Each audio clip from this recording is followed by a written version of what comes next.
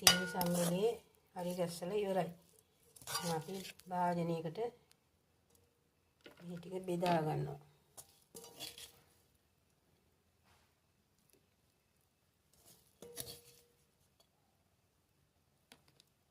මේ විදිහට ඔයාලත් හදලා කාලා බලන්නකෝ. පොලස් වලින් සීනි සම්බලයක් හරි රසයි.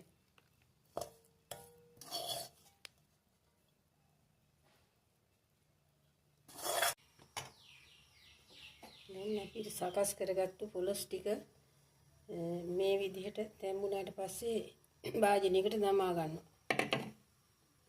ඊළඟට නැවත තෙල් ටිකක් ආයි අපි ඒ තාච්චුවටම දාගෙන කෑලි මිරිස් ටිකක් දානවා.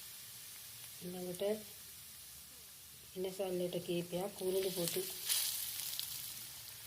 කාරපිංච රාම්පි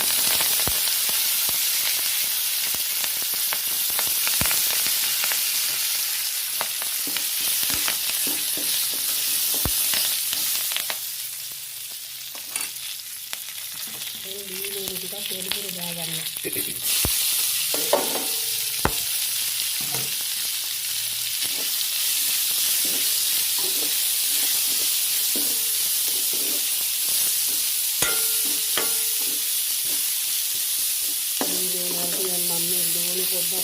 පොඩ්ඩක් මේ එකතු කරලා තියෙන්නේ. දැන් මේක සාමාන්‍ය විදිහට බෙදෙන්න බැරලා නැදගින්නේ.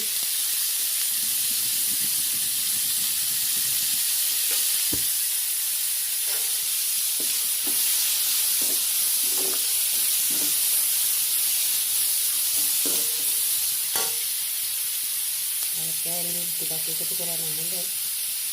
සීනි සම්බලේ සැරට තියෙන්න ඕනනේ.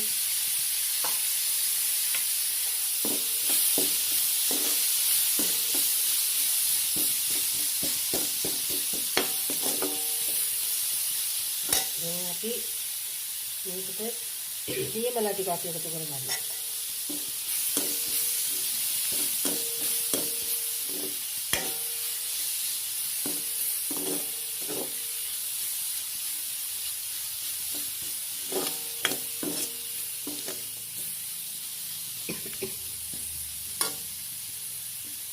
දැන් අපි හැම්බෙන්න තරපු මඩගින්නේ තෙලින් බැදගත්තු පොලොස් ටික එකතු කරනවා.